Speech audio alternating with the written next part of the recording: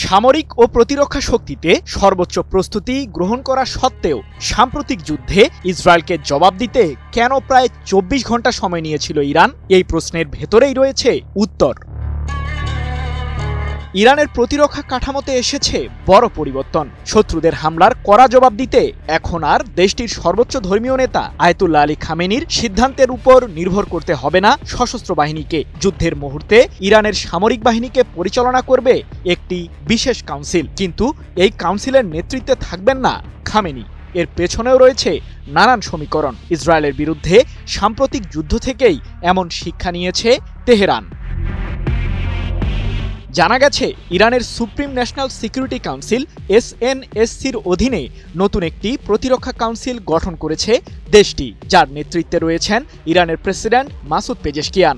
এছাড়াও বাকি ৬ সদস্যের মধ্যে রয়েছেন ইরানের বিচার বিভাগের প্রধান ও পার্লামেন্টের স্পিকার, ২ জন SNSCর প্রতিনিধি এবং দেশটির গোয়েন্দা মন্ত্রণালয়ের মন্ত্রী ও ইরানের সেনাপ্রধান। এক প্রতিবেদনে এমন তথ্যই জানিয়েছে লন্ডন ভিত্তিক সংবাদ মাধ্যম ইরান ইন্টারন্যাশনাল।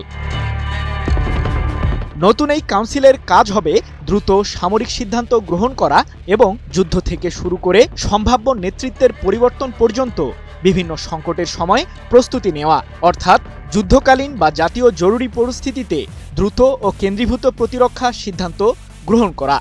ইসরায়েল ও যুক্তরাষ্ট্রের সাথে সাম্প্রতিক যুদ্ধের সময় দ্রুত প্রতিক্রিয়া জানাতে হিমশিম খায় ইরানের সামরিক বাহিনী, যার কারণেই মূলত নতুন এই কাউন্সিল গঠন করেছে দেশটি। এই কাউন্সিল গঠনের আগে SNSCর সিদ্ধান্তের উপরই নির্ভর করতে হতো ইরানের সামরিক বাহিনীকে। এছাড়াও যুদ্ধ ঘোষণার সর্বোচ্চ ক্ষমতা দেওয়া আছে আয়াতুল্লাহ আলী খামেনির হাতে।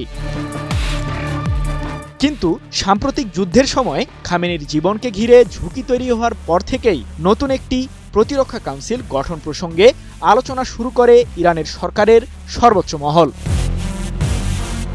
বিশ্লেষকরা বলছেন, ইরানের নতুন প্রতিরক্ষা কাউন্সিল গঠনের ফলে এখন আর শত্রুদের প্রতিক্রিয়া জানাতে হিমশিম অবস্থায় পড়বে না দেশটি।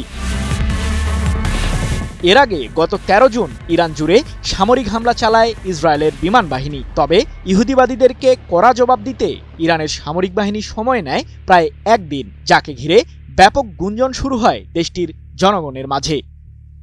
সৃজন মাহমুদ, নিউজ 24।